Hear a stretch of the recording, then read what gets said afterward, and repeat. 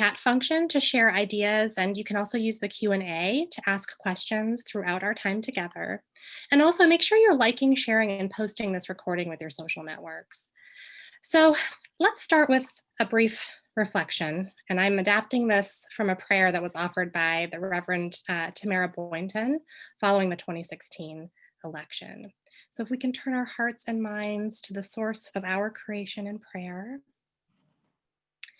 We are a united yet divided country, torn in two every 4 years when we realize the extent of our differences and the passions of our convictions.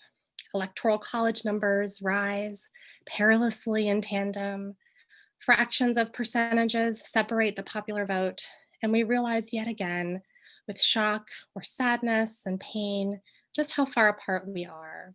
And so we pray, unite us. Because we're also a united country, called to transfer power in peaceful ways, called to trust the voice of the people and respect leadership that our democracy chooses. We are a United States, called to work together, to rise together, to become together, to listen, and to learn from each other. And so we pray, unite us. Because we're also a faithful people. In this nation and on this call today, we are united in our humanity and are deserving of dignity and respect. We're a people who are part of something bigger than ourselves, bigger than our candidates, bigger than the knots in our stomachs and the smiles on our faces, bigger than our political parties, bigger even than our nationality. We are united in our humanity, called to love each other and to care for creation. And so we pray, unite us. Unite us in the work before us, whatever the outcome. Unite us in asking for healing, learning, and listening, and in our calling to commit ourselves ever more faithfully to the work of addressing climate change on behalf of all creation, today and in future generations. May we look forward with hope to the day when we can behold with wonder the great things that we have co-created together on a healed planet Earth. And so we pray, unite us. Amen. Shalom, salam, namaste. So again, thank you for joining us. I'd like to turn the floor over now to our guest today. Anthony, it's nice to have you. Thanks for joining us. Thank you. Good evening. Appreciate that. It's a pleasure to be with you. As was mentioned, I'm very new to the board at FACTS, and so it's an honor and a pleasure to join the FACTS board. I'm looking forward to contributing to the mission of FACTS, and I have a passion and desire to promote justice with regards to climate environment. And just to give you a little background on myself, I've spent 9 years at the U.S. Conference of Catholic Bishops, where part of that time I oversaw the staff working on climate and environmental justice.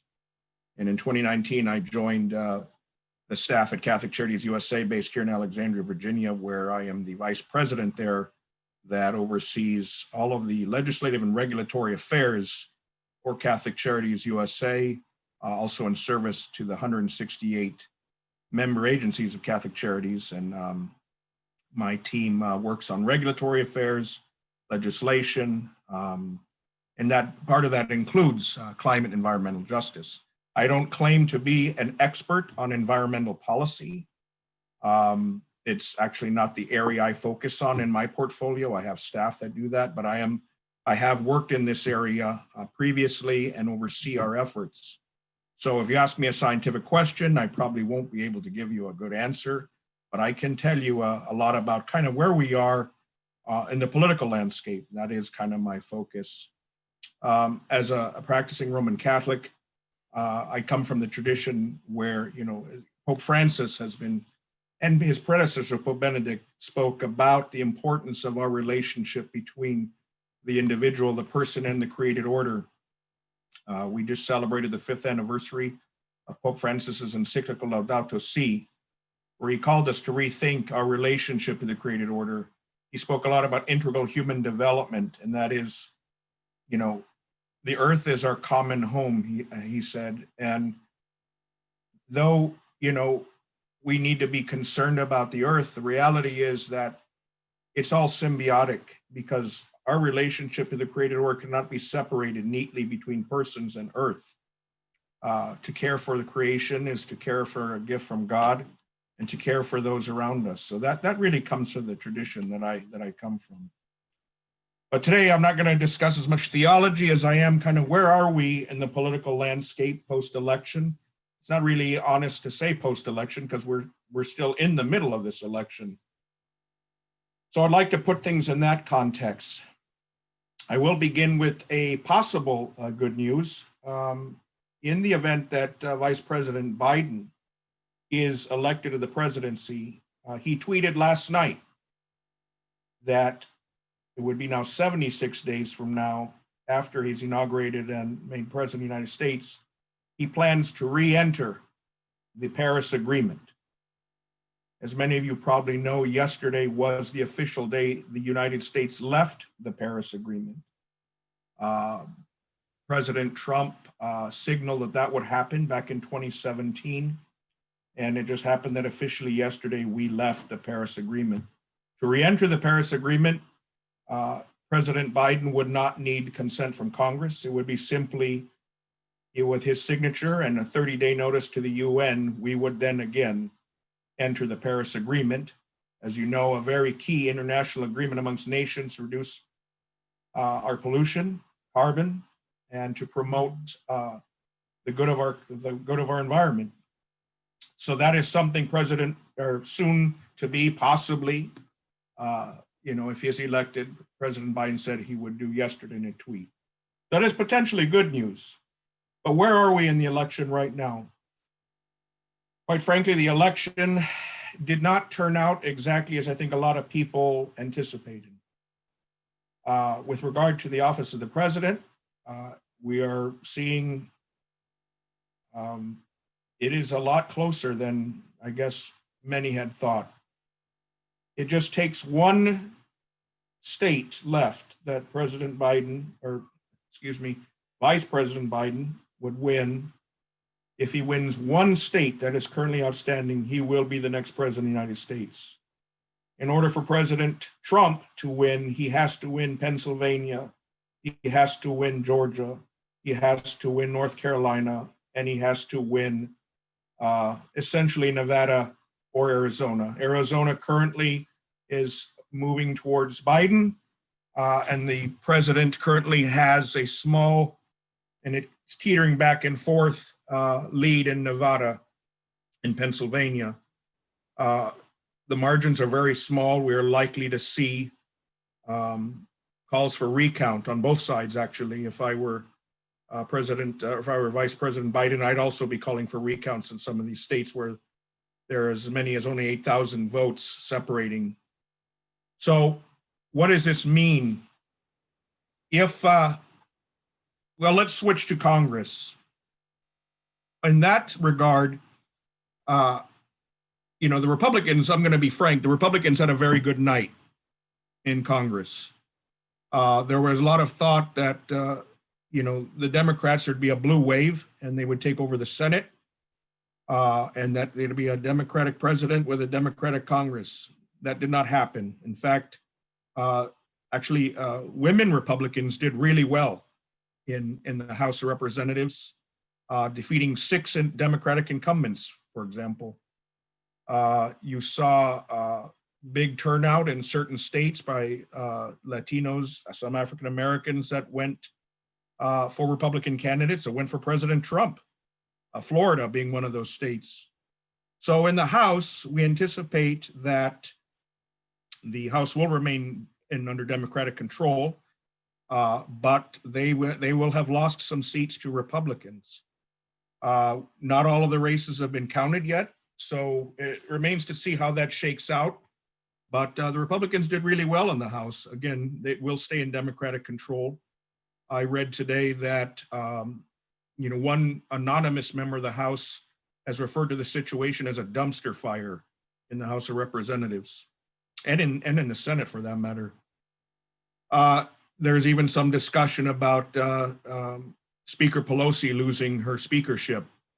There's been some discussion about Hakeem Jeffries being a nomination for Speaker to unite the more liberal and moderate wings of the Democrats in the House. So we'll see how that shakes out. The Senate, many Republicans got reelected. In fact, they picked up a seat that wasn't anticipated in Alabama. There was also a seat lost to a Democrat. So right now, the Senate is expected to remain in the hands of Republicans. There is the potentiality for a runoff in a couple of races. I won't get into all the names and specifics, but if there are runoffs in key states, there is a slight chance if Biden is elected, you have the vice president, Kamala Harris, who would then act as the final vote in the Senate if it's that close. You've probably seen that currently Vice President Pence has done that on a couple occasions where he's come in and taken a vote where the vote was very close. So there is a slight chance the Senate could either, the narrowing there could increase and Democrats could gain some control in the Senate, if not full control of the Senate, but barely, maybe by one vote. But that is not a likely scenario. What is more likely is, I will say right now that it is likely that Vice President Biden will be elected. Again, President Trump would have to win pretty much every one of those key states, and that just, it seems statistically unlikely, but people didn't think he'd win 4 years ago either. So, we just have to watch that. But based on the voting that's going on now, or the counting of the votes, rather, it shows a Biden benefit. So you have a Democrat in office and a divided Congress. That is, to be honest, not really unlike where we are now. And in that regard, that would change realistically some of our expectations, particularly around divisive areas in policy. I think climate and environment would be one of those areas where we'd have to gauge expectations. You would see Senate Republicans basically, pretty much avoiding a lot of what Vice President Biden, if he were president, would want to achieve. So that is kind of where things might end up. And in that regard, as we see now, actually this has played out for President Trump as well. Many of the key policies he has desired to advance have not passed through the legislative process, but rather through the regulatory and executive action. In fact, the majority of the work of my staff has been less in legislation and more in executive action. But let's assume, let's take a look quickly at what is Vice President Biden, what is he has basically promoted a very, in addition to wanting to get us back into the Paris Agreement, Vice President Biden offers a very comprehensive plan for environmental protection. And that is something I think that could give us a lot of hope. He, part of it is, we see areas around climate that are impacting rising sea levels. We see the issues that are happening with carbon emissions. Of course, strangely, it's been offsetted by a lot of the lack of driving going on right now since the COVID crisis. But Vice President Biden's plan has basically, let me get my notes here. He, in addition to Paris, he would like to reduce our greenhouse gas emissions by 26 to 28% below 2005 levels.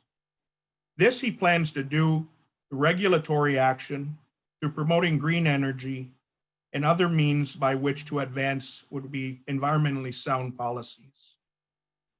The complexity here, however, will be that he will have to deal with Congress in a very difficult way. One of the options for Vice President Biden, if he is president, is to use currently what exists in Congress, and that is the Climate Solutions Caucus. It's one of the very key things that has helped in some of the work that I've done to advance climate-related legislation. Now, many of you may not have heard of the Climate Solutions Caucus. It exists both in the Senate and in the House. The Senate Climate Solutions Caucus was formed in 2019 by Senators Michael Braun and Senator Chris Coons. It's the only bipartisan caucus focused on climate change.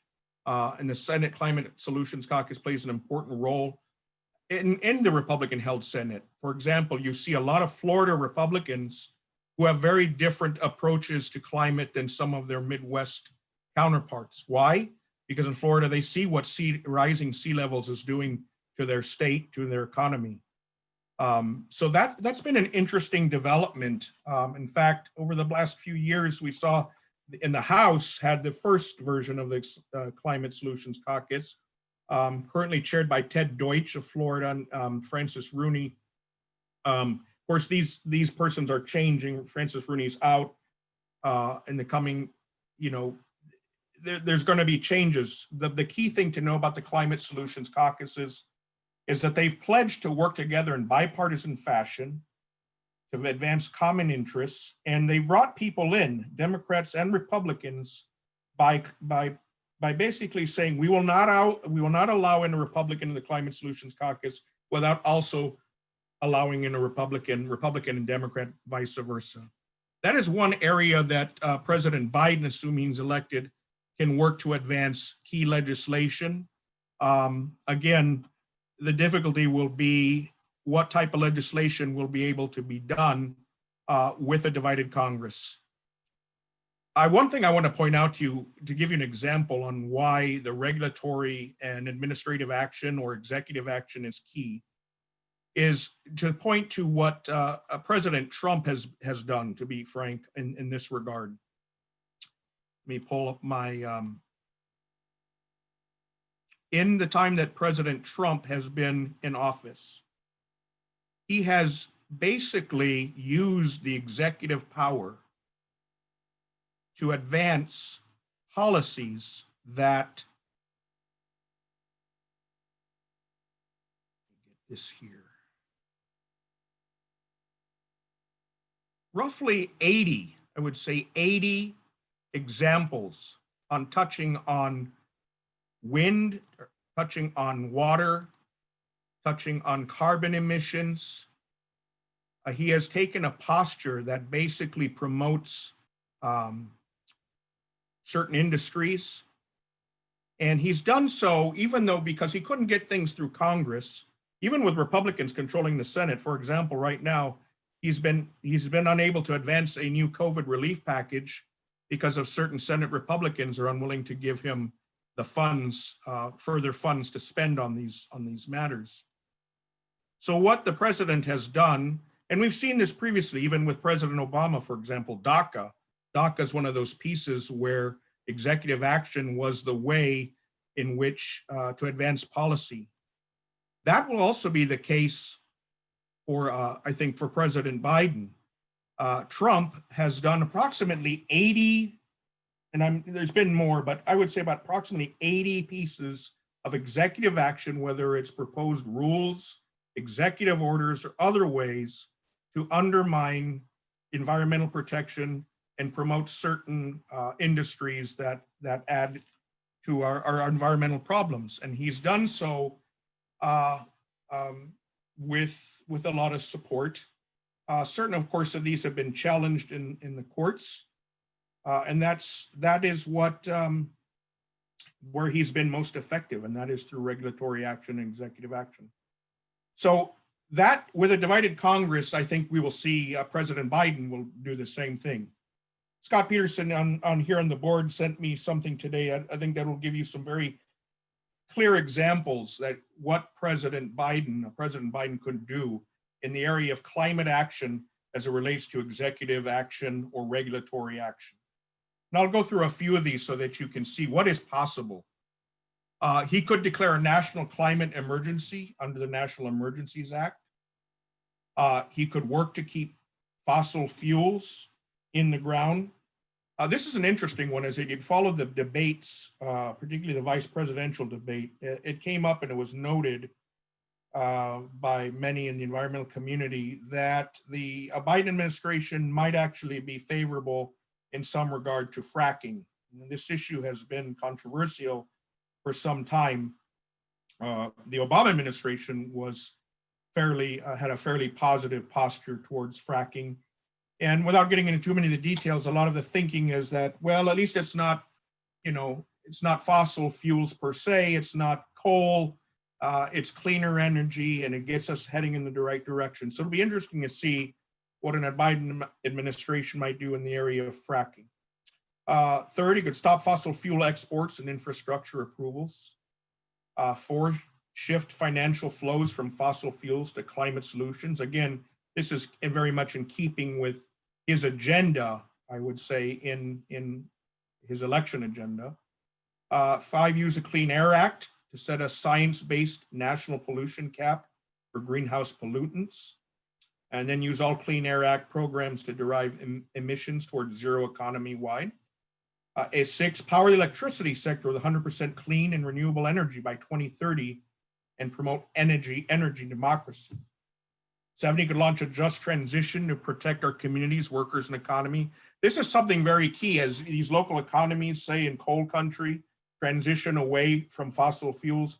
We need to be very concerned about how that impacts local economies, because you're dealing with a lot of people who work in the area of coal, and there's quite frankly not a lot of jobs for them in some of these communities. You're looking at Virginia, western part of Virginia, Kentucky, and I've gone there myself to see the impact of mountaintop removal, for example, and towards some of these communities. It's quite shocking, the level of devastation, and the people understand how much this pollutes their environment, but they quite frankly don't have many other economic opportunities. So I think that would be important to ensure a just economic situation for people in these communities. Another action President Biden could take: advance climate justice through direct federal agencies to assess and mitigate environmental harms to disproportionately impacted Indigenous peoples. Again, pipelines issues have come up, crossing into native Indigenous territories and lands that are sacred to people. That's something to be addressed. 9, make polluters pay. Investigate and prosecute fossil fuel polluters for the damages they have caused. Commit to veto all legislation that grants legal immunity for polluters. Undermine existing environmental laws or advance false solutions. Well, that'll be complex in the current composition or the expected composition of Congress, as the Senate Republicans are likely to remain committed to certain industries. So that'll be interesting to see what level the House can push back on that. And then 10, rejoin the Paris Agreement. As I said, yesterday, Vice President Biden indicated on pretty much his first day in office, he would signal to the United Nations. There's a 30-day waiting period, but that the United States would rejoin the Paris Accord. Yeah, and so executive action is probably going to be the way to advance meaningful environmental policy. One other area that I would say, if we have such a divided Congress, pending the outcome of the election, you have Democratic control of the White House, Democratic control of the House, Republican control of the Senate. You have this, as I mentioned, this bipartisan climate solutions caucus. The one piece of legislation that I worked on in the past that is considered market-based legislation, it's appealed both to Republicans and Democrats, and that is known as carbon pricing legislation. You might have heard of this. It initially had very strong bipartisan support back in 2017. And however, Republicans decided that, well, we're not as interested in this as much. Basically, there were several bills introduced that it was considered as market friendly, of a carbon tax or fee on carbon emissions. And the idea was to help companies and incentivize them to reduce carbon emissions. So this is a possibility. Again, I'm being honest only in the fact that some of the key priorities that President or Vice President Biden had laid out in his plan And you could see that on his plan for clean energy revolution, environmental justice. At this point, a lot of great ideas for promoting green power, green industry, putting in regulations. Unfortunately, if Congress remains divided, as I mentioned, a lot of this will be hampered. So carbon pricing legislation might be one area that we could get some traction. So I don't want to take up too much time. We're still in a place where we just don't know yet where we stand in the electoral process. Again, I do think that Vice President Biden is likely to be the not to be the president of the United States, to be elected. And lastly, I will add on the congressional side, there are a lot of committees that are out there that have in their jurisdiction areas related to climate.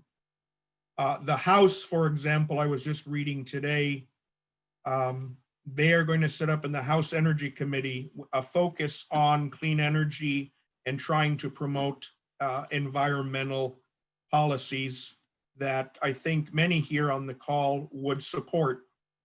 Again, this is in the House, and it remains to be seen what could be done with members of the Senate. But, it doesn't give us hope that there is a commitment. And I think what we've seen over the years and what I've seen working in Congress with members of Congress in the White House is there has been a development over time, slow as it might be, of an increasing openness to working together to advance some climate policies. I just, the time that I've been in Washington now, 10 years plus, I've gone in with realistic expectations, simply because I've had to. But I do think there are people who are dedicated to it. Again, I mentioned some of the Republicans in Florida and other key places who do feel that something could be done. But so we'll see. We probably won't know with any certainty where things stand with the presidency. The Electoral College itself does not take its vote till December 14th. So you would need actual certified votes plus the Electoral College vote December 14th.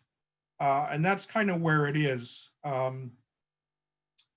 There's some discussion that we could know as early as tonight what happens in Allegheny County and in Philadelphia with the votes there. Again, if Pennsylvania swings to Biden, again, just one more state and Biden wins. Congress will likely stay divided.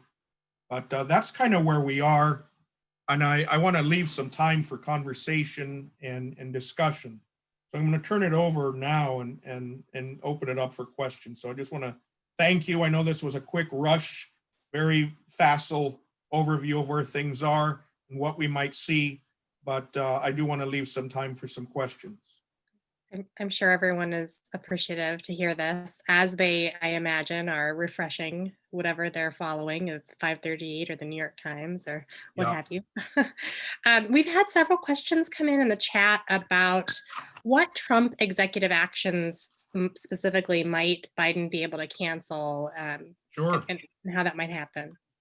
Well, again, like I said, there was a good over 80 of these environmental rollbacks divided between executive orders, final and rules that went into effect, and rules that are being litigated.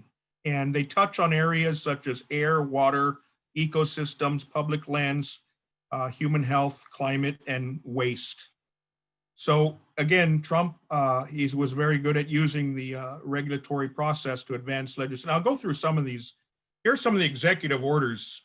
First of all, besides actually removing us from the Paris Agreement, which occurred yesterday, he revoked a national ocean policy that provided a comprehensive plan to protect and improve the ecological health and economic value of oceans, coasts, and Great Lakes. That was one executive order. Another one instructed multiple federal agencies to focus on supporting onshore and offshore fossil energy development. Again, Vice President Biden's proposal is more for promoting green energy and reducing fossil fuel use and bringing down carbon emissions. President Trump took a posture of much more favorable to industry in this regard, and ordered the federal agencies to find ways to support onshore and offshore fossil energy development. So that was through an executive order. Another one, in an executive order, President Trump asserted presidential power to approve permits for transboundary projects, touching on a lot of areas related to climate. Another executive order, he justified rolling back climate and environmental protections in the interest of fossil fuel development. A lot of the areas that the president addressed in executive action was really about rolling back environmental protections and regulations. I met with the EPA director under Trump early on in the Trump administration. I was still at the U.S. Conference of Catholic Bishops. It was an interesting meeting, to say the least. But I mean, the Trump administration has basically taken one of supporting industry in this area.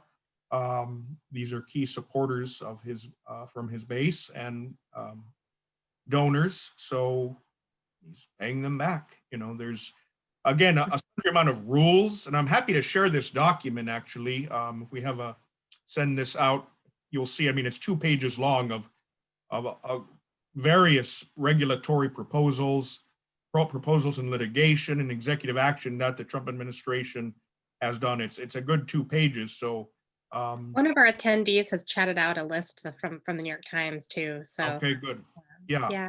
Happy to And share this, but it's a pretty lengthy, you can imagine. Unfortunately. Yeah. You know, one of the other questions that's come in to kind of getting into some of the reasoning behind some of these Trump executive actions is, you know, trying to help the fossil fuel industry. And we have Ron here who's asking, do you think there will be any movement on the oil subsidies?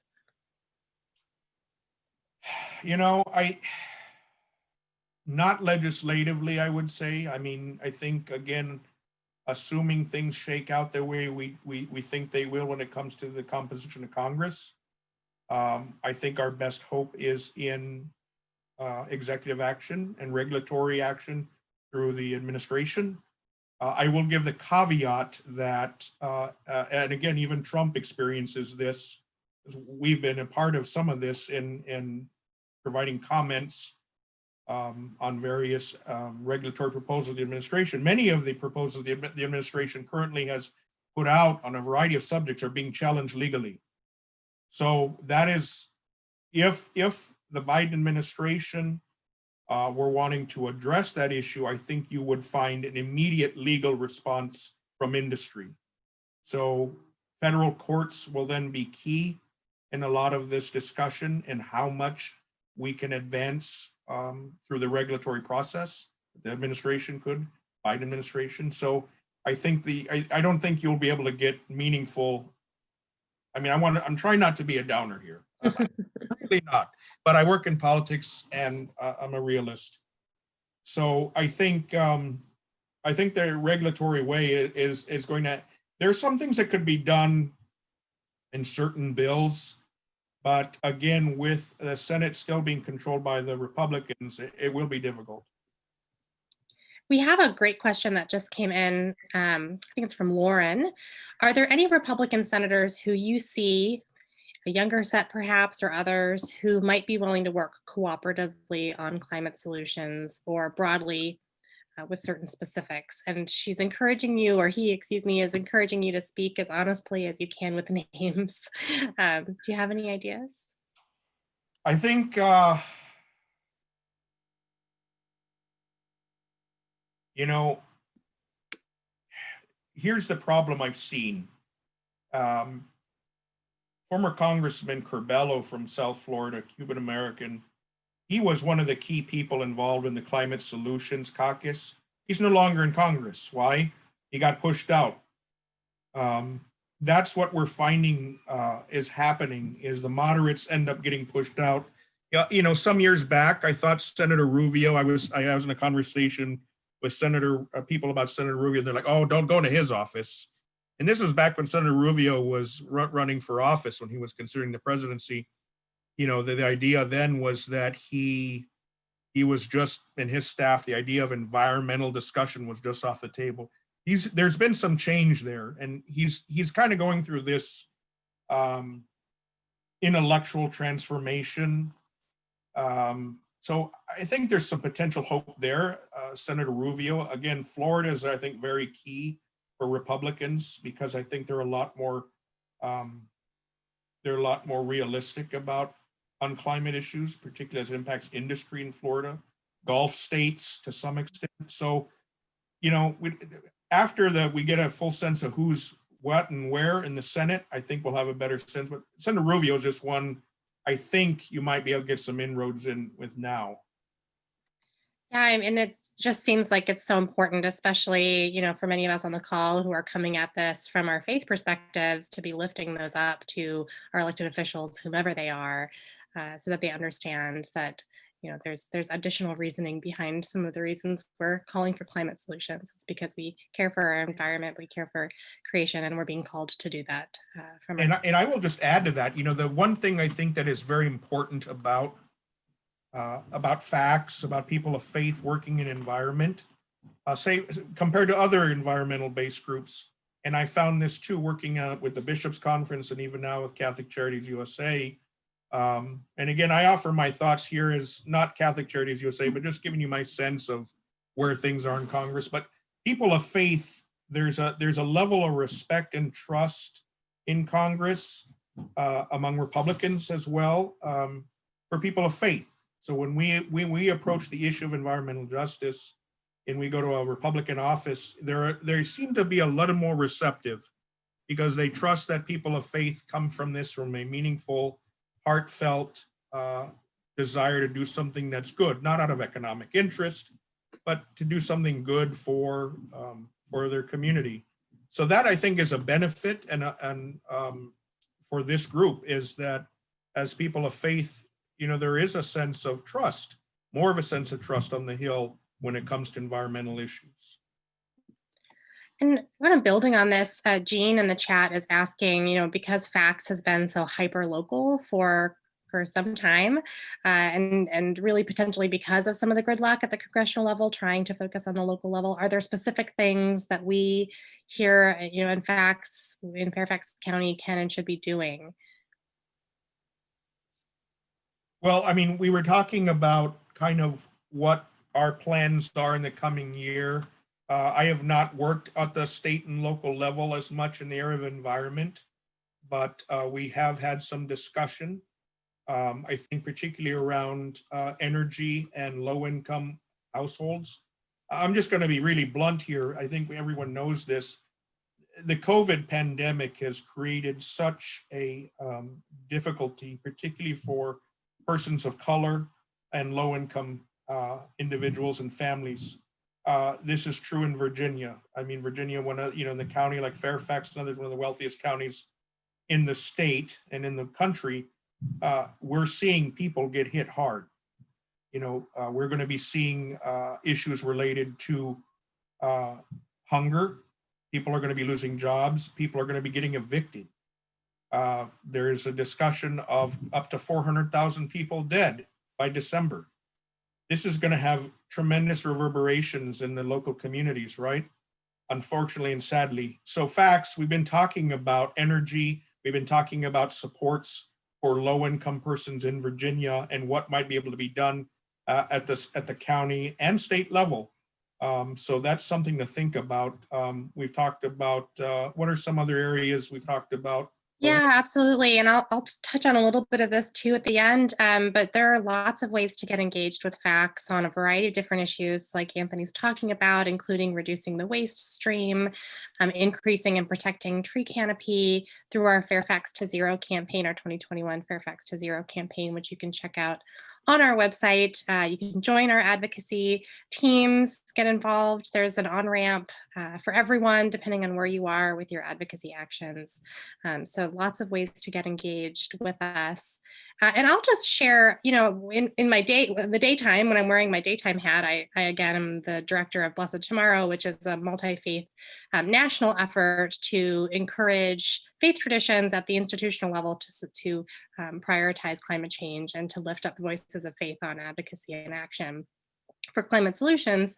And we talk a lot about the importance, as Anthony was sharing, of the faith perspective on climate change and bringing that forward. And I also think our ability to influence change here at the local level not only helps us here in our communities, our neighbors, our families, but we also demonstrate then that this can happen. There's success can happen, work can be done, and by lifting up those stories again to the state and federal level, it really puts some wind in our sails to say, we are calling for this. We're being able to achieve it here at the local level, and we want to ask you to do the same at the state and federal levels.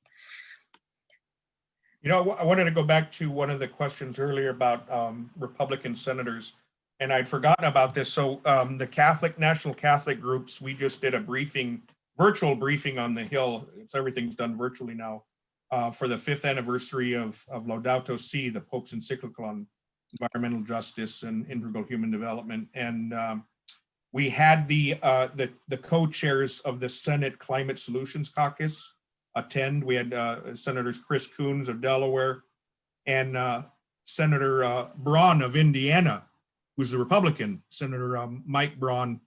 And Senator Braun of Indiana is a Republican. He's co-chair of the Senate Climate Solutions Caucus, but he's another Republican who, he's a much more obviously market favorable guy, but he is a Republican senator who is very interested in environmental protection, conservation, and stewardship of the general stewardship. So he's another person I think we could look to as someone who will be helpful in bipartisan action in Congress and who would be very open to a Biden administration. So that's just another person I want to lift up. Great, thanks. We also had another question come in. Someone's asking about rooftop solar at home, business, and the government level. Are we moving fast enough? And is there anything that FACTS can do to further this set of actions, really at all levels of government? Well, I will defer on that one, as that's a little outside of where I'm working, but I know. Sure, and I know. Yeah, it's absolutely a priority for the 2021 Fairfax, the campaign. Here we go. Thanks, Meg. Our campaign for this year, you can see, again, talking about housing justice, reducing the waste stream, but also things like climate planning, net zero schools, addressing carbon neutrality by 2050, thinking about Green Bank here in the county level. So lots going on. Just wanted, before we move into just a wrap up here, I wanted to make sure, does anyone else have any questions? You can chat them in the chat, or any ideas that you'd like to share with everyone. We had a question here from Eric. Do you anticipate that there will be interest from, I just lost that, here we go, from the new administration and the Senate for infrastructure support? Biden proposed a $2 trillion green infrastructure. Do you think there'll be any? Yeah, I think there's a possibility there. Infrastructure is something, even President Trump had discussed the idea of an infrastructure package. It's been an ongoing discussion in Congress. I do think so. I do think, again, it will be baby steps. I think policy that focuses on tax incentives for, say, green buildings, for example. I know in the last Congress, and there was at the beginning of this Congress, a bill related to tax incentives for nonprofits, for example, to have green infrastructure. So I think there is opportunities there. Again, it remains to be seen how the congressional races shake out, particularly in the Senate. But yeah, I would say there is an option there. I think an infrastructure package is something a lot of us are discussing. That first, in the beginning of this new Congress, the 117th Congress, issue primary number one people will be working on is a COVID relief package if they don't get one done during the lame duck. And then early mid, an infrastructure package or something. And I definitely think there's a lot of opportunity for green energy, or there's opportunities there to promote environmental justice through an infrastructure package that would get bipartisan support. So yes, I do agree that that's a possibility. Great, thanks. We also had a question come in asking about how Catholic Charities USA is connected to Catholic Climate Covenant. And I think as we all think about ways we can engage further and deeper into faith communities, maybe not just Sure. at the congregational level, how do you work with Catholic Climate Covenant?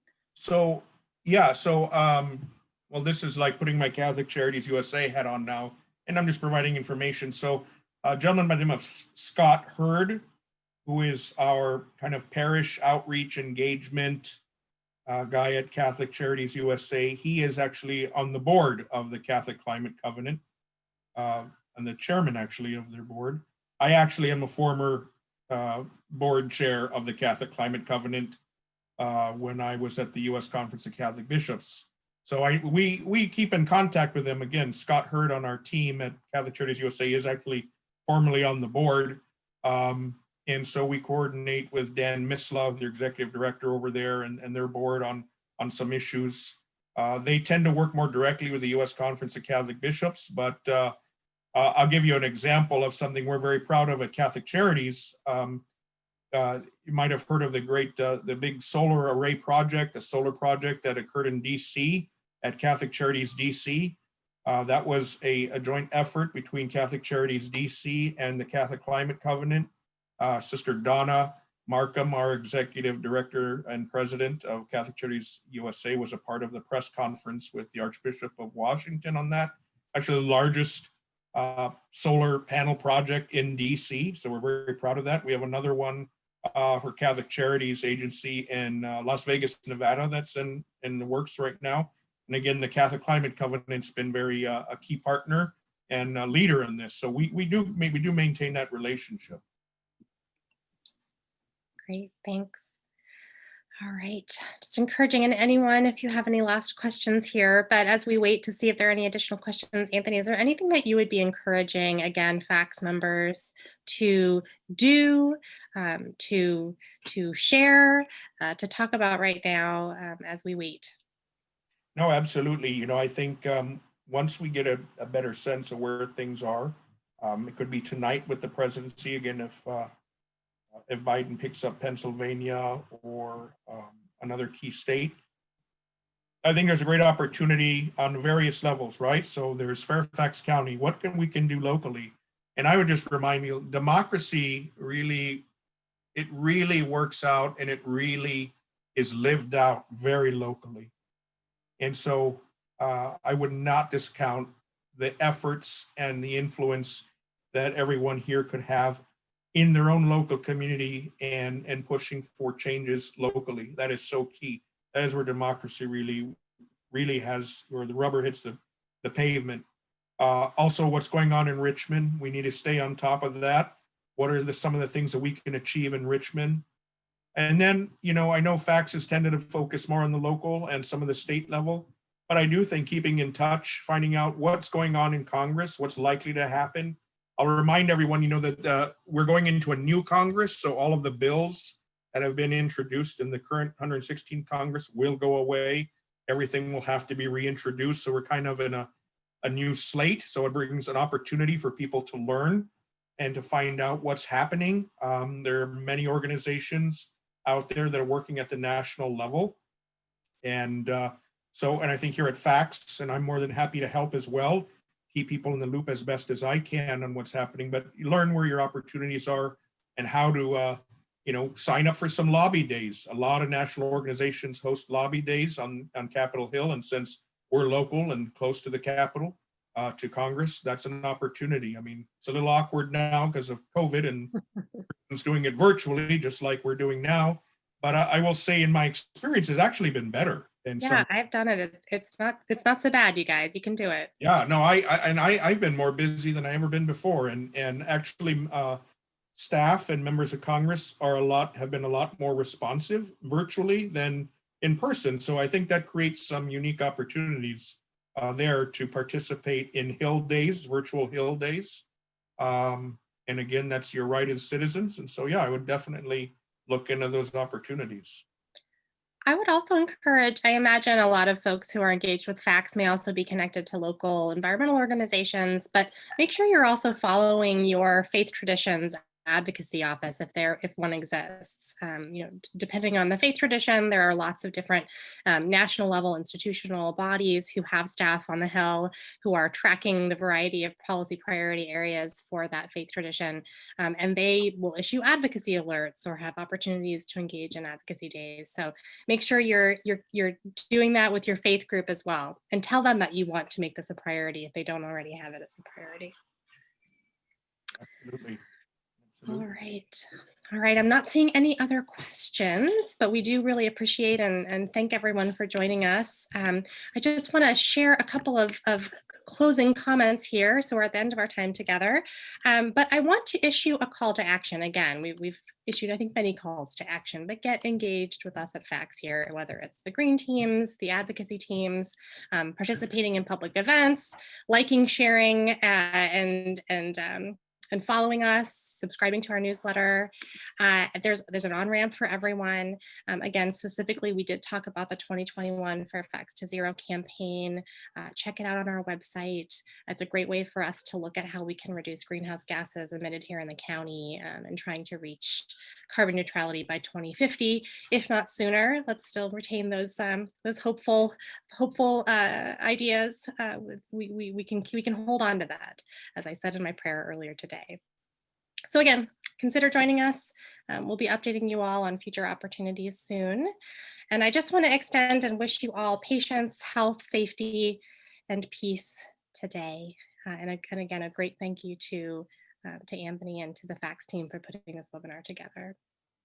Thank you. And I'm just so glad to be a part of the board and be able to help out with the mission of FACTS. So thank you all for your time and hearing me go on. We all appreciate it. Some sanity in this time of insanity at times. All right. Have a good evening, everyone. Thanks again. Thank you.